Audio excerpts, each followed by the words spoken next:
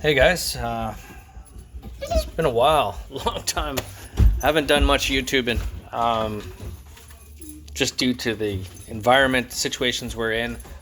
Um, yeah, it sucks. You really don't have the energy to do hobby videos um, when all this stuff's going on. And you know what I'm talking about. It's been 2 years of it. It's starting to get really old really fast. And pretty sick of this government. I'm not going to start going there because it's a negative way to go. And so what I wanted to talk about was the Chevrolet Volt. And what I was getting tired of is fuel prices and, you know, paying for fuel that's out of your control. The price is going up and up and up. And I looked at an electric car. I tried a Tesla. I tried Hyundai's coming out with a Kona electric. Tried that from the dealership for 2 days.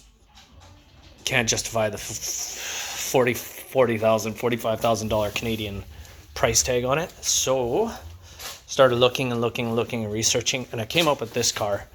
And the reason this works good for cold environments, batteries don't work well. Up north, they just don't work. And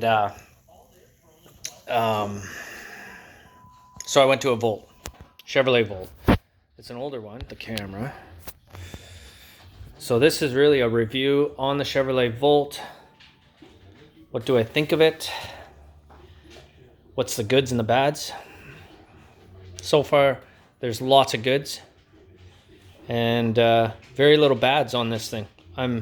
It's a 2013. I picked it up for 11.2 with 130K, 30,000. That's about 70,000 miles. I'm guessing here, guys. I just kind of going as I go here. I'm gonna just explain a few things, what I like. It's not a bad little car. I got this Clipper Creek quick charger. It's about $500. It wires in 240. Comes with about a 20-foot cord. That's awesome. The charge. This is the nice thing. It's about 50 cents or so electricity. Light goes on when it's plugged in. Plug her in here. Light goes green, means it's charging. And flashes when it's fully charged. Now, wintertime, you're going to lose a lot of kilometers on these things. So we'll check it out. Wintertime, I'm getting about 40K, 40 kilometers in the winter. And that's whatever. And then summertime, I'm hoping to get about 65-ish, 70K, maybe at best. But more like 60 to 65 is what I'm going to get.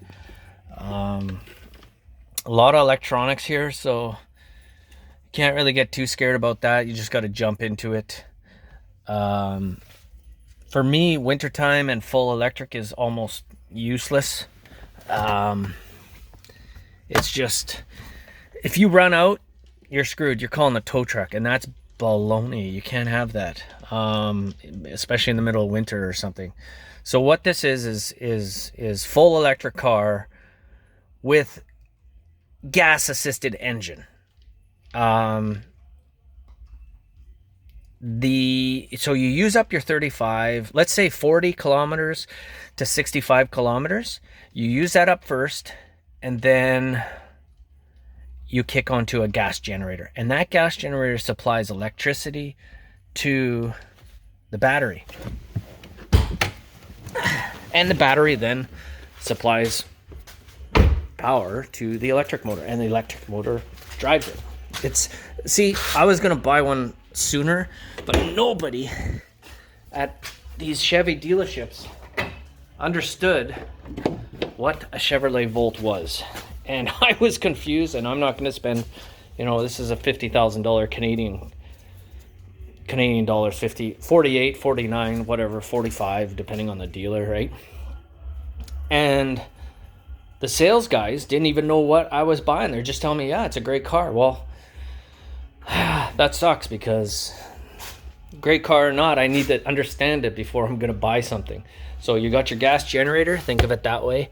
Just a gas generator. It kicks on. And this is some kind of a crazy expensive inverter. And then underneath there's some kind of motor, electric motor system. And the batteries are underneath the, underneath the car. No, actually the battery is a T battery that runs in the middle console. So it runs in that middle console. That's why it's higher there. That's why it's a 4-seater, 2012 to 2016. Or only 4-seaters. And that battery runs right through and then it tees off at the back. It's a T battery. 2016 to 2019, the last year of these were made, 2019. And they're a 5-seater and it's a different battery system. And they get about 110 kilometers in the summer for a full charge, is my understanding.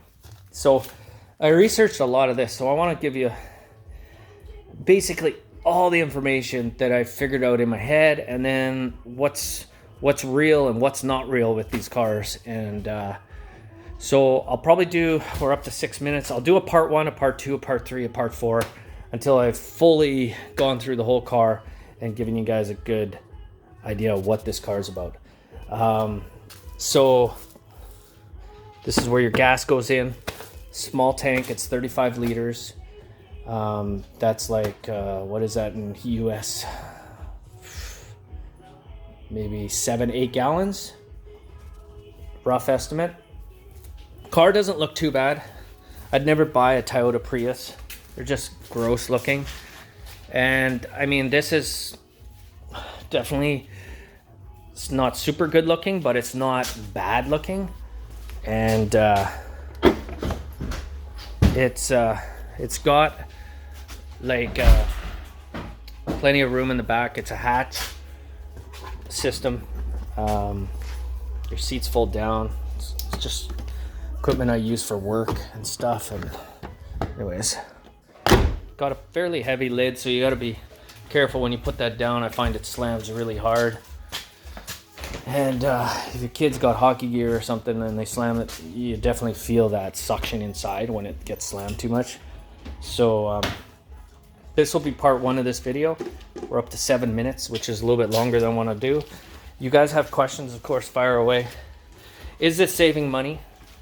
I would say 100% it's saving me quite a bit of money. I have a charge account and I charge my fuel at between $600 to $800 a month I pay in fuel. And last month's bill for all my toys and vehicles and whatever was only $300. I didn't use snowmobiles or anything, so that's why it's a little bit lower there. But with the prices of fuel going crazy high, this is definitely looking like